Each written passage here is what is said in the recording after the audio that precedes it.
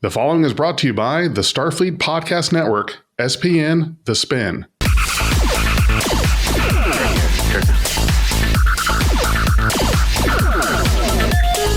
Welcome, everybody, to April Fool's Day hangover of Trek Talk. I'm TechMan16. We're not doing Trek Talk, you jackass. What are we doing then? We're not doing an episode of Trek Talk. We're leaving all this shit in the recording too. We're going to publicly shame you. Yes. Okay.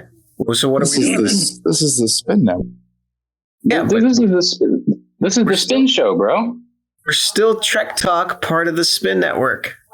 Well, but this isn't the Trek Talk show. The Trek Talk show is not happening today. What we're doing is we're doing the Spin Show. Okay, Spin Show. So you don't get to do an intro. You just shut up. Fuck you, man. Thank you, everybody, for joining the Spin Show today. Thank you for joining us on the Spin Network. Okay, guys. We are your hosts. I'm not going to lie to you. This is obviously, the intro is going to be a work in progress, so just bear with us. Thank you for joining the Spin, the Starfleet Podcast Network. Yeah, see, that actually sounds better rather than the three fucking idiots on the right side of the stage over here. Anyways. Yeah, I resemble that remark.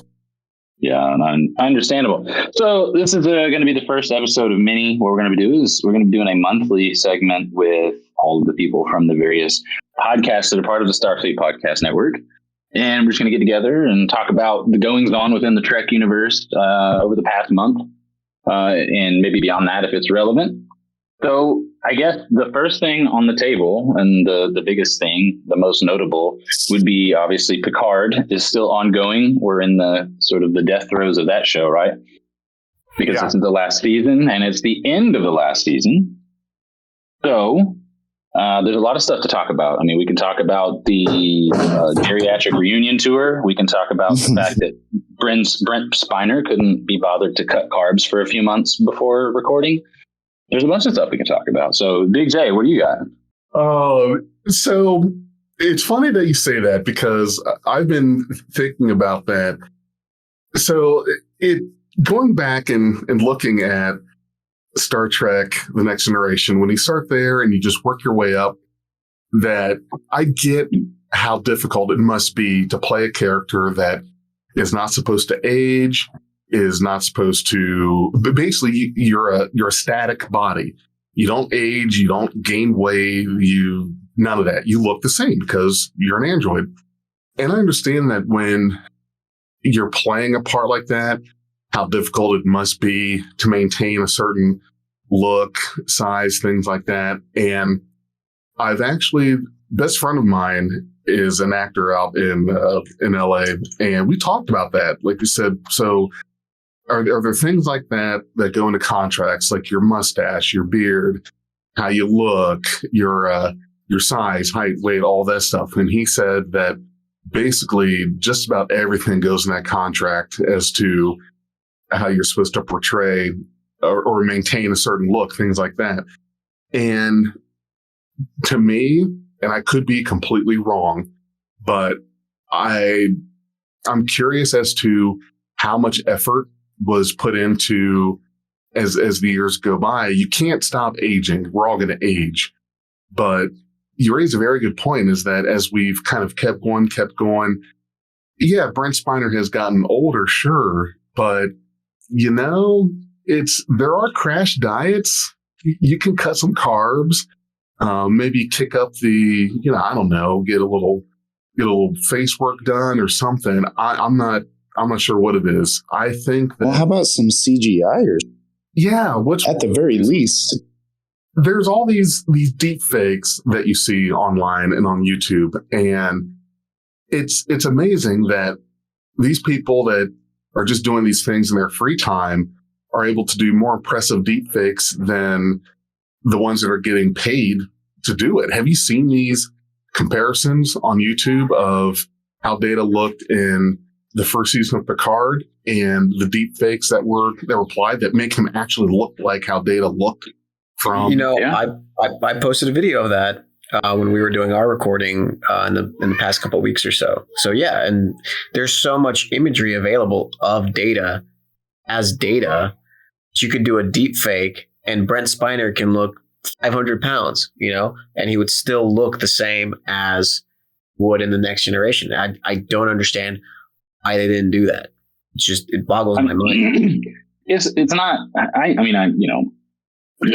budget maybe? Or? I'm not, no, it definitely isn't budget. Absolutely not. No, we're living in an age where people are quite literally promoting obesity as being healthy and happy. And it's a sad time. We're not going to get into that topic here. That's not what we're talking about. So you're coming from an area. I mean, look at the people who are writing the shows and everything's great and hunky dory and we're holding hands and look at us. Aren't we so diverse? Look at us. Look at us now. Look at how awesome we are. You're looking at that. And I'm not against anyone gaining some weight. I'm really not. So before anybody tries to attack me, you can go back to your mom's basement and be mad. The point that I'm making is that you're portraying a character who's not a living being, and you can't, barring some sort of a health issue, which honestly, if you have a health issue, you damn sure should lose weight anyway.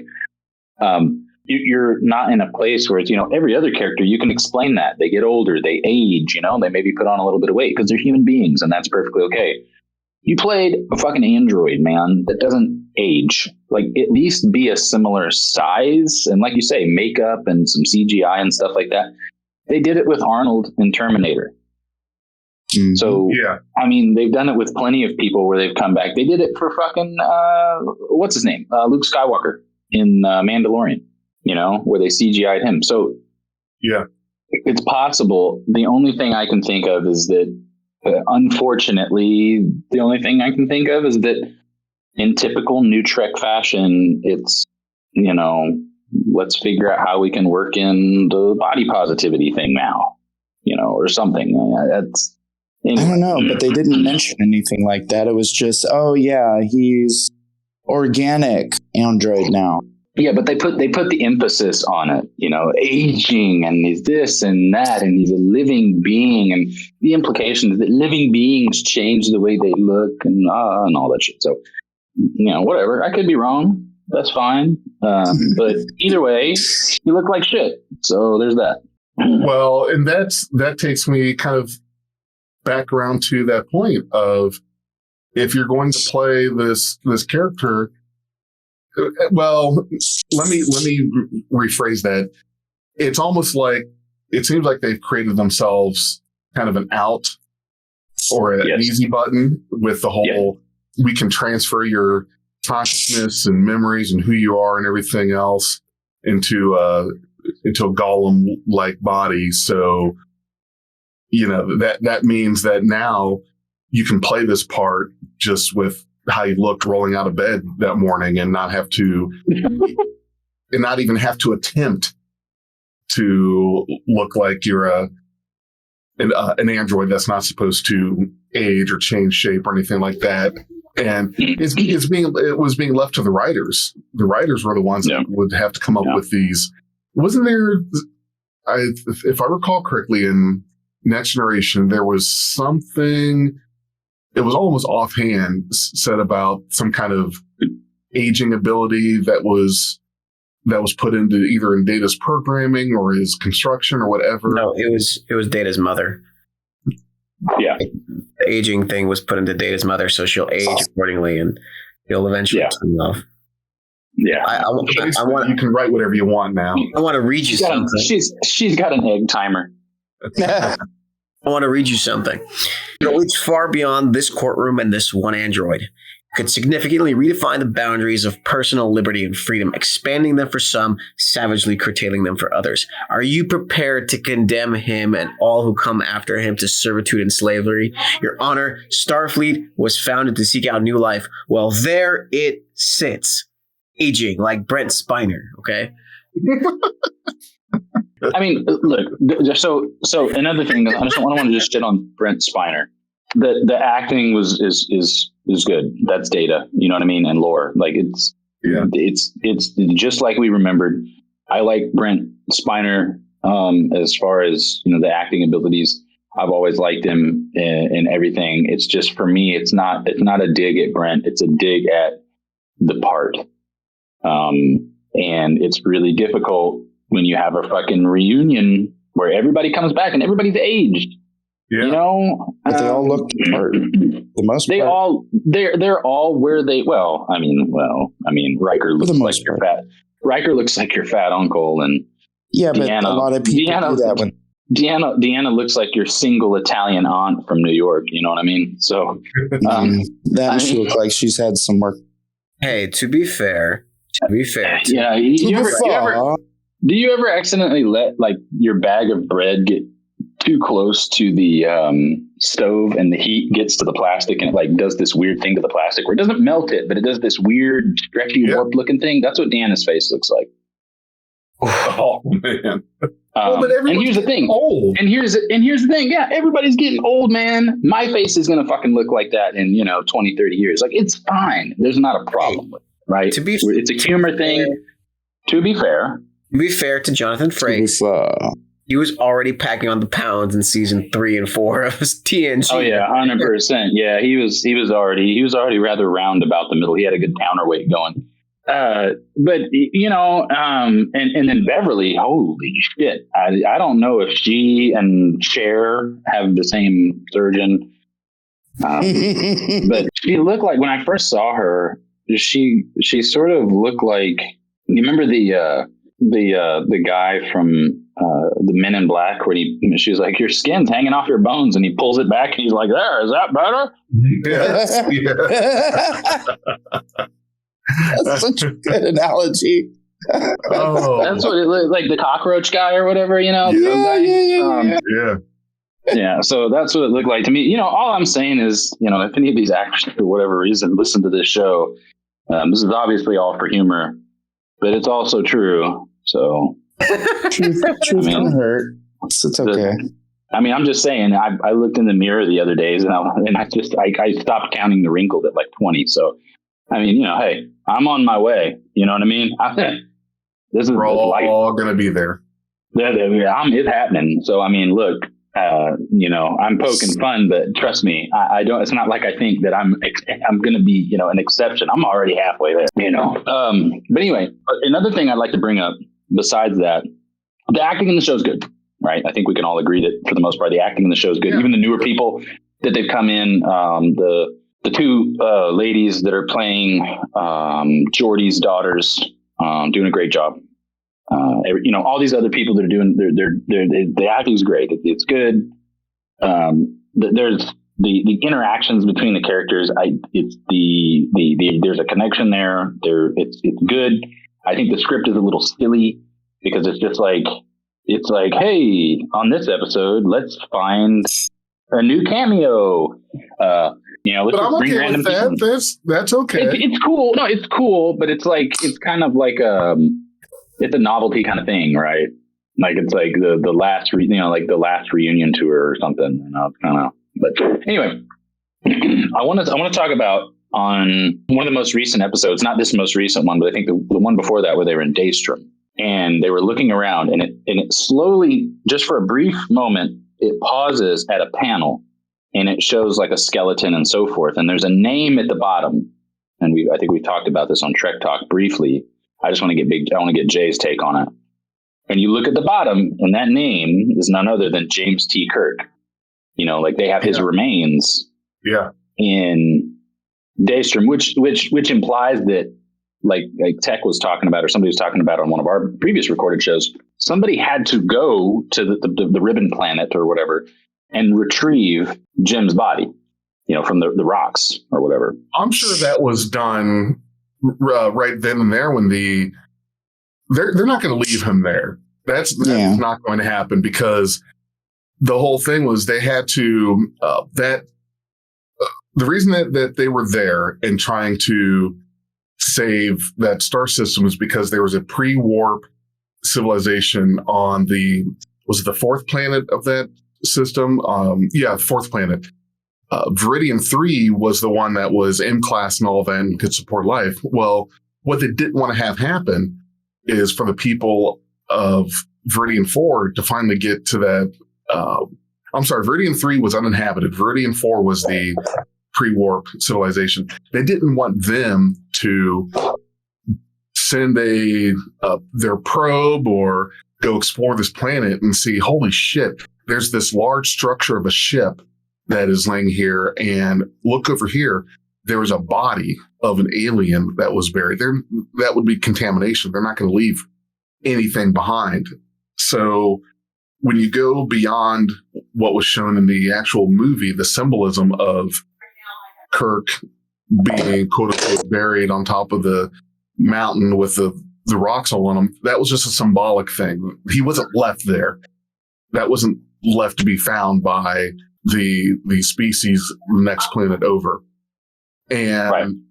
Of course, what they're going to do is they're not going to put Kirk's body in a torpedo and launch it somewhere in some kind of ceremony. They're going to keep him on ice, possibly to study, because he was in the Nexus for many, many years. If you look at it from their perspective. Oh, yeah. Yeah, he was. I mean, I think that was lost in 2290 something. Lost in 2290 something when the Enterprise B had its maiden voyage. And then he was discovered in, let's see, Generations was in 2372, I want to say. So yeah, so you're talking about somewhere between 80 to 100 years, yeah? Yes. So they're going to want to hold on to him and study him. So yes, this should not be a surprise that the body of Kirk was still somewhere on ice. Of course he was. And it makes sense. Do you think that them doing that as they did, do you think it was just sort of paying homage to the James Tiberius Kirk, the captain who, made an entire world aware of this franchise, right? The one who, captained that into it being what it is today? Or do you think it was, hey, look at this, maybe there's something down the line and I can see it, but at the same time, how are they going to do that? Because William Shatner is old as fuck. Just get Chris Pine, just confuse everyone, pull him over from the Kelvin timeline and hope no one notices. Or no, they've got, what's the actor's name playing Kirk in Strange New Worlds? Oh, no, fuck no, that guy, no, absolutely not. The guy, no. I don't think they're going to do anything. We have Kirk's body. He's still present in the lore of Star Trek. He's not completely gone.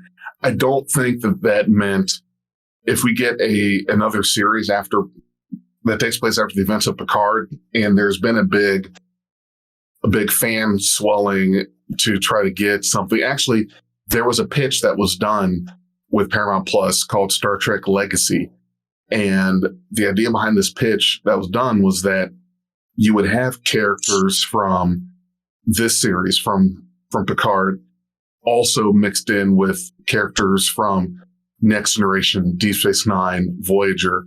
So quite literally a legacy. And I think that, for one, that would be perfect. I think that's exactly what the fandom needs, is to have a series that contains what you claim is real Star Trek, which is the 90s, to make all these new Trek haters happy and maybe to shut them up for 2.5 minutes. Let me tell you something. I said this last week, and I'll continue to say it. They won't do it. Hear me out. They won't do this, what I'm about to say. But if for whatever reason they did, I would pay per episode to watch something similar to how they did with Picard. If they did that with William Shatner and Kirk, if they did something like that, I would pay per episode. I don't give a shit. I paid probably $20 an episode. It might be shit. It could be shit. But obviously, my name being Strange Kirk, there's a reason why Kirk is in that name. There's a lot of reasons why James T. Kirk is my favorite character in the whole series. Multitude of reasons, not only because of the show itself, but because of some sentimental things. As I've said before, I grew up watching this. I was introduced to it by my grandfather. From when I was a toddler growing up, I remember watching reruns, in the early 90s of Trek. And so, fond memories associated with the character and those characters and things like that. So I would pay per episode, and I think that they could do it. I think it could be really, really cool, because we've already seen through some of the Star Trek films, William Shatner he knows how to play the old man, right? He knows how to do that, and I think they could have a lot of fun with it. However, he is 90 now, I think. Yeah, I want to say, yeah. He just turned 90. I think so. Now he's in better shape than most people who are 50 or 60. He's still pretty active. He's the horses and stuff like that. But he is getting older. So it would be one of those things. Like, if you're going to do that, you need to do it now, before it's too late, because Shatner's not going to be with us all that much longer. He's 92, actually. 90 fucking 2, which, I mean, he takes care of himself really good. One last hurrah. Have William Shatner come back and play James Kirk, kind of like how Patrick Stewart's doing Picard. He is older. Yeah, you just kind of, coming back, and you're kind of, I did it now. And this one, it would be, I mean, most of the people that he was in the original Trek with are dead. Yeah. So, I mean, it would have to be, one of those things where it's like, what are we going to do? We're facing this ancient enemy, and the only person who knew how to fight, kind of like, you ever watch Demolition Man, where they had to thaw his ass out? Yep. Sure did. That's kind of what it would be like. We got to thaw Kirk out, because Kirk knew about, he used to fight this kind of stuff. He knew what it was, and then they thaw Kirk out, and it would be like, kind of like the man at a time thing, right? Like culture shock. Like, what the hell? Yes. What about this? And, like, is that Romulan ale sitting on the table? I thought that stuff was illegal. Oh, no, that ban was lifted 60 years ago, or what? You know what I mean? Same with stuff Cuban like that. cigars. Yeah, 100%. I think that it could be super successful. And I think it would be kind of like Demolition Man, where it's kind of an action humor kind of thing. It would be, a typical, Star Trek movie. There's a lot of elements of humor in it. More dry humor and that kind of thing. So, I think it could do very well. Will they do it? I mean, William Shatner has already expressed his interest in reprising the role of James T. Kirk. So I don't think Shatner would have an issue. I mean, if they could accommodate anything that, his older age that he might need. But I mean, like several stunt doubles. I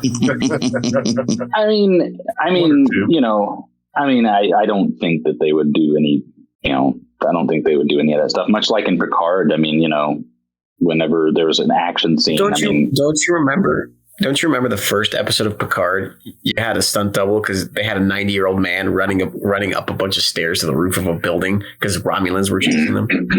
For real, yeah. I don't expect a person of advanced age to be politically correct. I do not expect a person of advanced age to run upstairs. I'm 45 and I have a hard time going upstairs. Screw that. I'm old. The weather's horrible, so my joints are tight. Everything feels like it's falling apart.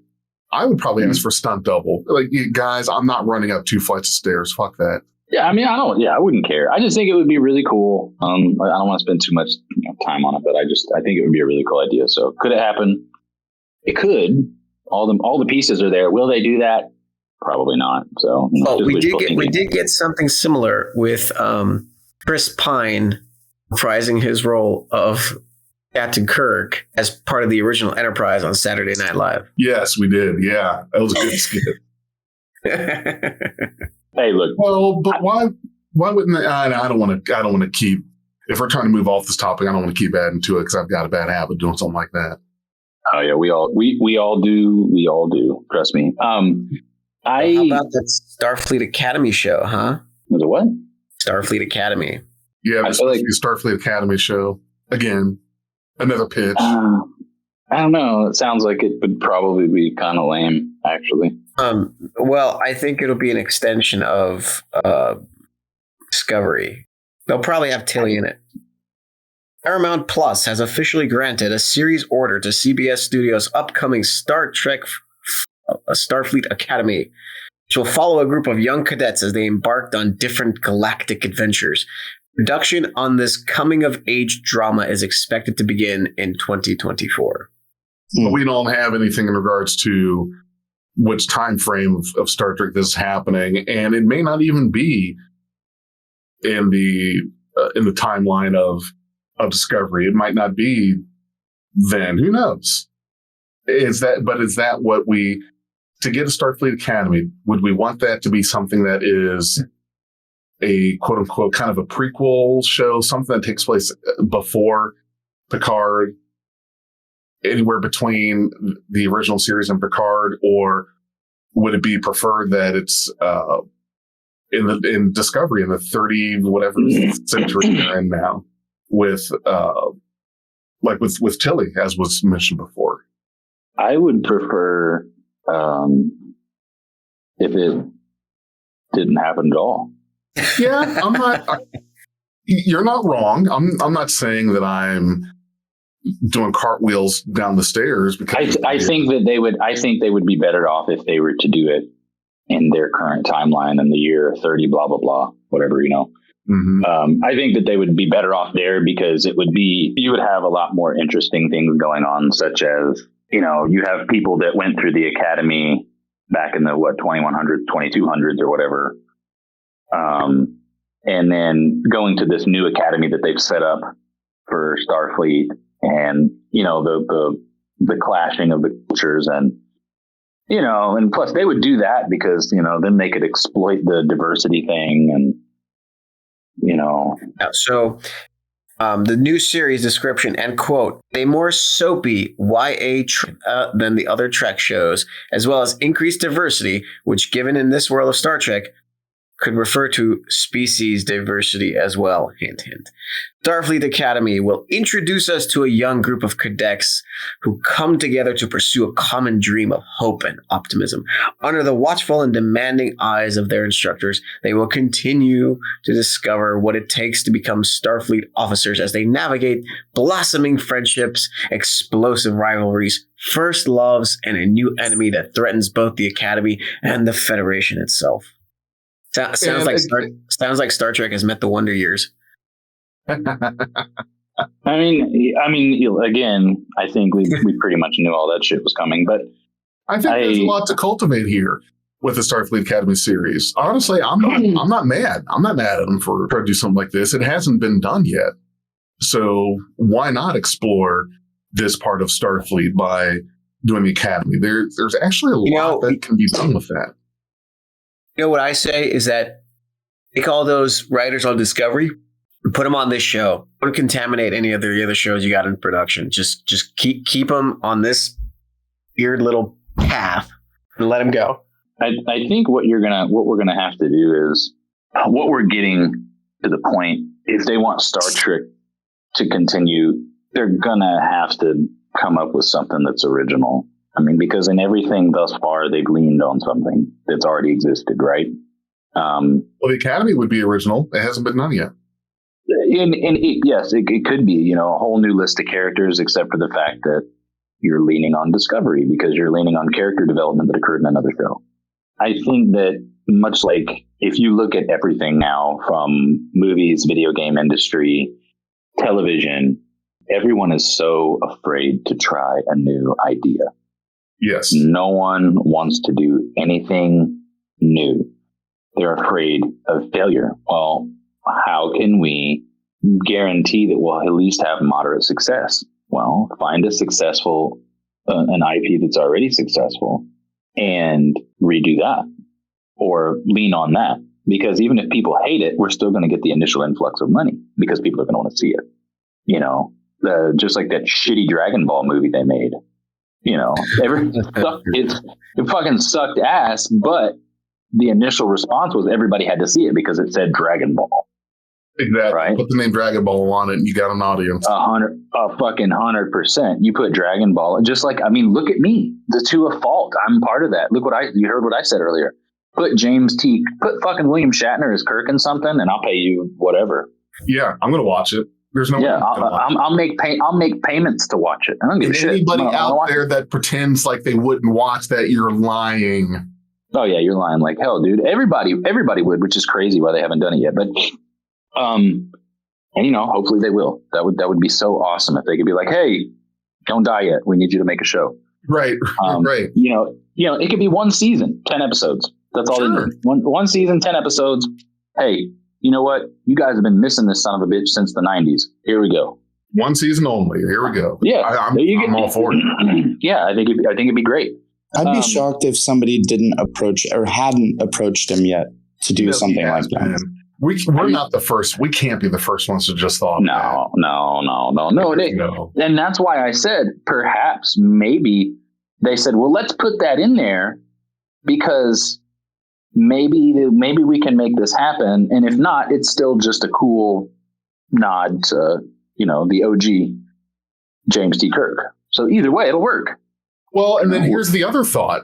Here's his thought is we could still go Luke Skywalker and the Mandalorian with them. There's no reason that even though we have this body and he is of the, when he was aged, it's the body as he was on Viridian 3. There's nothing saying that he couldn't be put into another golem like Picard was, and this new Soong. Yeah, fuck, you've already fucking done it. We might as well enjoy the fucking. We've established that. It's already there. So like it or love it, we might as well use it if it's there. We already know it exists. Correct me if I'm wrong, but didn't they in this most recent episode? Well, no, not in episode 6 of Picard. In this most recent one, but the last one, didn't I cast something that was like this was the final work of the Soong legacy? Like this was it. There would be no other androids, bodies, anything like that. So from him, here's the thing. Somebody fucking Starfleet, right? Starfleet's like, when you think about it, Starfleet actually needs to be abolished because it's like the worst thing ever. Like it's always, somebody's always infiltrating Starfleet and there's always some backhanded shit. Jesus Christ. That's not to say that somebody wouldn't just like, oh, I thought that was the end of it. Somebody must have copied his work. Boom, 5 seconds, you just fucking fixed it. There you go. Yeah. Okay. So I don't see why they wouldn't take a younger Gollum body and just deep fake a younger William Shatner on there.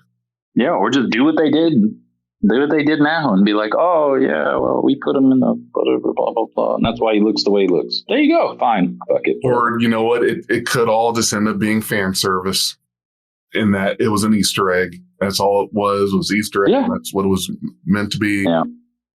Yeah, but that's all it was, a very obvious Easter egg. I'm pulling for this idea show legacy and also with Starfleet Academy. Now, here's the thing that I would say about Starfleet Academy is I wouldn't be too upset if this show took place in the current, we'll call it the current time of the early 2400s. Where Picard takes place. And here's why. I think that as a writer, that it would be smart of you to at least position yourself in a place where you can pull from and cultivate from some of that nostalgia. No matter how you look at it, I think that's just a smart play. And if you do it in this time frame, then that opens it up to, we could have a cameo by all of these other prior characters from Next Generation, DS9, Voyager. It's just that they're available. They would be there to pull in. It's better to give yourself the option and not use it than to need it and not have it. And if it's an Academy series that takes place in the time of Discovery in the future, well, once you get to where you're going to want some kind of nostalgia or cameo or some nod, just a little something, well, you've written yourself into a corner because all you have now would be the crew from Discovery, and you have, 2 characters, maybe 3 that you even care about. Does anyone know the names of the other bridge characters on Discovery? It took me 4 seasons to learn who they were. So you're not going to get much there. You're going to have this series take place in present time.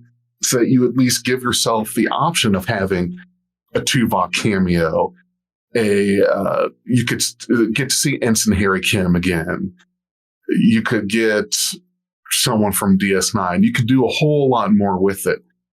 I don't think that they would do that to where they would just, let's make the fans happy. Let's not give ourselves the ability of having any neat cameos or Easter eggs, something like that. No, they're not. They're not going to get that far for the fandom. It would definitely take a lot of mental gymnastics, even more so than they used, to be able to be like, how the fuck did Harry Kim end up in the year 3100? You know? Exactly. Put yourself in a position where if you wanted to use somebody, you could. Give yourself that option. Don't be cute. Don't try to be cute with it. No one's asking you to do that, I don't think. Harry Kim and Chakotay went on a mission and got sucked into a temporal vortex and ended in the year 3195. I would stop being a fan. I would announce Star Trek right then and there. I'd be done. Yeah. All the podcasts are done. What happened to the Spin Network? Fuck that shit. We're done. Everything collapsed. We all closed up shop. Yeah, no, 100%. So, yeah, I think there's definitely a lot of directions they could go. A bunch of them I think that I'd be okay with. I mean, my only issue is and my only issue is the way that the virtue signaling has been able to get in the way, has gotten in the way of the story writing. That's it. I don't even give a shit. It's just fine. Whatever. You want to put that stuff in there, just please find a tasteful way to do it. Stop, I mean, the phrase, the word tokenism has been used in many conversations across the globe about these newer shows. And things like that. So that's all I care about. I think there's a lot of exciting things. Like you say, the Academy thing could be a really cool idea. And it can also be a testing ground to see which characters you like. You know, you introduce new characters into that show and you can be like, hey, this character really takes off. Everybody loves this character, you know, and they can either have their own show or whatever. There's a lot of cool ideas that can happen. And so I'm with you, Jay. I think current time, as in 2400, wherever it is, it would behoove them to do a show there. There's more than they could do. Yeah, absolutely. Like you say, you could have, visiting, you'd be like, oh, here's, Kate Mulgrew is making a guest appearance, or maybe she teaches at the Academy. Maybe she's one of the instructors. She could be, I mean, there's plenty of admirals that taught at the Academy. Kirk did it. You could have the doctor teaching a class on medicine and, there's there's all kinds of different things that could happen. And I mean, hey, the doctor has an android body now. We were able to circumvent some of the laws, and so he's actually a thing and not just a hologram. And there's a lot of cool stuff that I think technically the Sung method is to transfer a consciousness from one body to another, right? So you could technically transfer an algorithm into a golem. Right, into one of those Sung golems, and so you could have a physical aging Robert Picardo doing his thing. Yeah. We've already established that. We've already established now that you can do anything you want. Really. Yeah, and again, you've already established that these things exist. So go ahead and at least use it in the way that we want to see it. Damn it. Well, it was established previously that when Enterprise was moved to the edge of the known universe, all those things plus thought was combined into one. So if you could think it, you can do it. What now? Don't you remember the episode with the Traveler? They went. Oh yes, yeah. They went to the edge of the fucking universe, So that's where thought merged with reality. So if you could think it, you can do it. Yeah, that's a good point. Well, and think back to the first season of Picard, where we had that tool that could do anything you wanted it to, stuff like that. Now, I think that that's one thing that we need to watch out for. We need to really be careful about the whole. We have something that can do whatever we want. We have an easy button for anything now. Well, I personally really enjoyed the idea of understanding that there's a lethal robot killing machine, and I put a bag over its head. It's fine. Sure, why not? I mean, of course. So we've talked extensively about some of the new shows. What else do we got going on? I've been actually playing some of this Starfleet Fleet Command. Oh God, no. No, I thought we told you not to play that game. I wish I hadn't. I wish I had never come across this game that is nothing but a cash grab with the Star Trek IP slapped on. Yes, that is correct. We're sort of experts in this field. Mhm. Yes, and I found out, and I think anyone who touches this for a few minutes, is that this game is literally unplayable if you're not willing to spend any money on it. That is how bad of a obvious cash grab. It's not unplayable. It's their strategy. achingly slow. Yeah, I mean, I didn't spend a single dime on it until I got to like Ops, like 28 or something. I can't remember. I had played for like a year before I spent any money. And even then I spent like $10 a month or something. You know, it was like something small, but it is playable, but to a degree, it's, you hit a wall really quickly and then you're like, oh, and they're like, hey, you want to go faster? How about you give us $20? And then $20 turns into 50, and then 50 turns into 100, and then eventually there's nothing in that store that costs less than $100. Exactly. So they scale it. They don't give you the little stuff anymore. They're like, nope. You spent too much money. And then what'll happen is if you stop spending money, you'll start noticing that they give you the little packs again to try to incentivize you. That's all it is appealing to your gambling habit of. That's exactly what it is. Yep. Let me just get this one thing and I'll get lucky kind of thing. And that's the other part, is if you want to progress, if you want to be able to go anywhere. Now, if you want to sit and not level or not progress, sure, you can do free to play if you don't want to be able to do anything. But if you actually want to be able to upgrade or get better, get a better ship or whatever, then here you go. You got to pay. The paywalls are so obnoxious and so. What ops level did you make it to? I'm at 44. Yeah. And don't even ask me what I'm not answering the next question. I know what that next question is. And we already know. I'm way too ashamed. We know how much. We know how much. What server are you on? How time have you spent in the game? How much time? Yeah, like, a lot. Okay. I mean, yeah, a lot.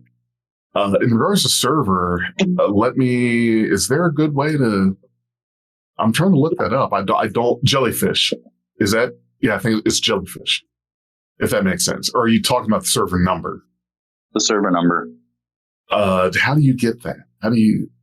I'm looking here. I figure would be in settings or something, because I honestly don't.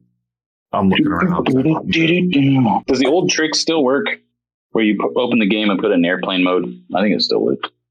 For those of you listening, we're all now. I'm actually being forced to log into this goddamn thing. I don't even have it on my phone anymore, so I have to use another method. So Jellyfish server 13. Server 13. How'd you get that? Where'd you get that? I have my methods. Oh, come on! He just fucking Googled it. So one of the other people that uses or he's created a server with the STFC bot, and he blasts it out, all the content and shit. So shout out to Vita. He's got all the servers posted with their designation. So I just scrolled through and searched for Jellyfish and popped up server 13. So the cash grab skinned as Star Trek is no bueno for those of you listening. Most of the people in the audience right now know exactly what we're talking about. And if you don't try to find out.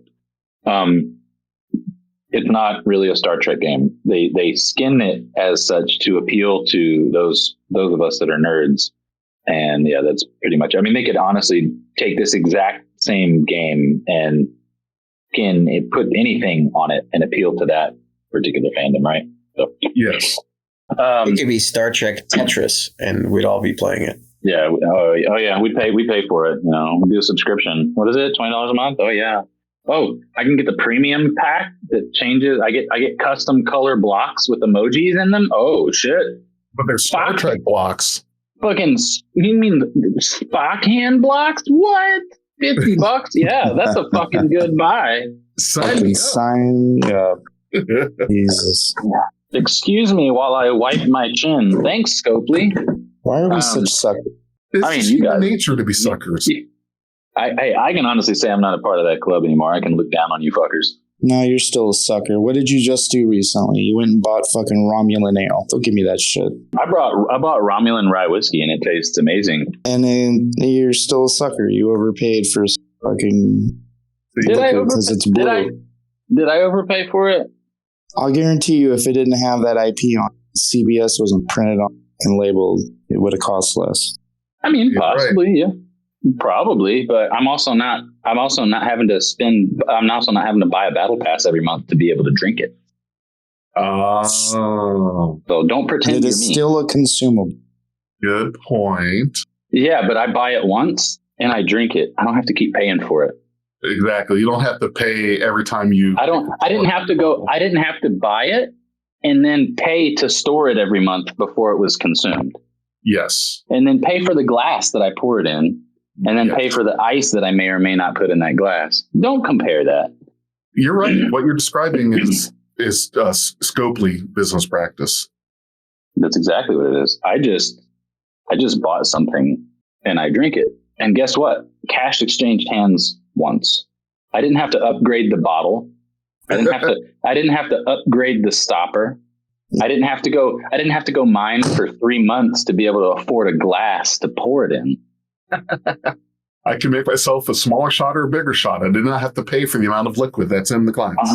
That's correct. You know, I didn't get a penalty for going over. I don't have to participate in events in order to be able to drink it. And guess what? I didn't have to buy the prime intoxication pack to where when I drink it, I can feel the effects. Right. If you want to feel something when you drink this, then that's a pack of the store. No, I'm sorry. The alcohol doesn't come in it. You have to pay for that. You have to subscribe to the alcoholics perk. But anyway, yeah. So for those of you listening, check out the Star Trek Romulan ale. It's a Romulan rye whiskey. It's actually pretty good. I thought it was going to be kind of gimmicky because, you know, I've tried a lot of stuff like that in the past where it's like a theme. You know, and it's like they just pay to use the name, and then they're like, "Oh yeah, here's this token effort, but you're going to buy it because you know." And I assumed it was going to be like that, but I actually drank some of it, and I enjoyed it. And I don't like whiskey. And a friend of mine, I let him try it, and he's into whiskey, and he was like, "Dude, that's actually really good." So it's pretty good if you like rye. Yeah, I used to be a big whiskey drinker, but not anymore.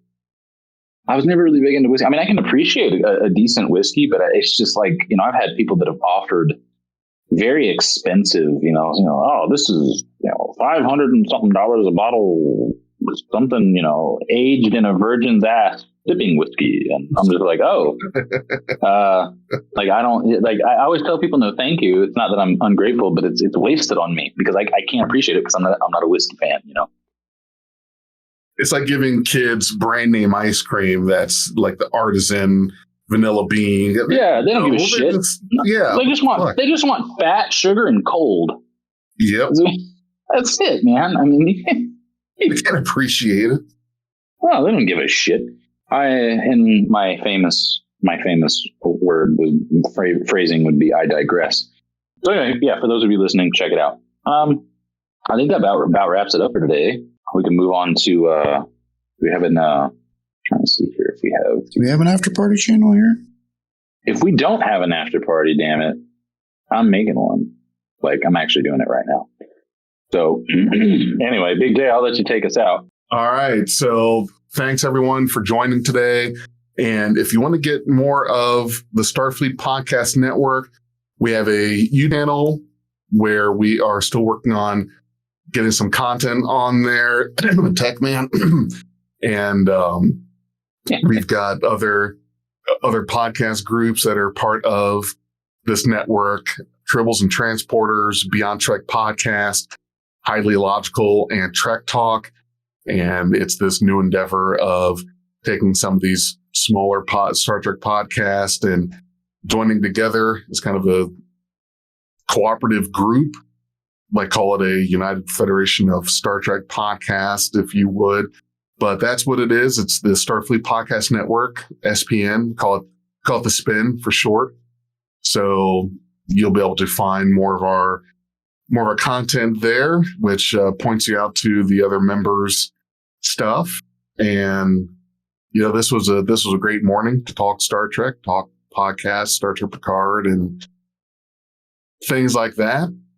So it was very enjoyable. Now everyone can get back to their being hungover from the weekends and kind of. Well, I know I'm going to do a lot of laying around today. I think we all are. Anyway, thanks for joining. I'm SK. I'm Tech. And I'm Andy. And there's Tech. And we're all here. We'll get the look. I promise we'll get the intro, the outro. We'll get it figured out. This much I promise. So We'll do it live. Thanks. Yeah, fuck it. We'll do it live. So anyway, thanks for joining us, and we look forward to much more content in the future.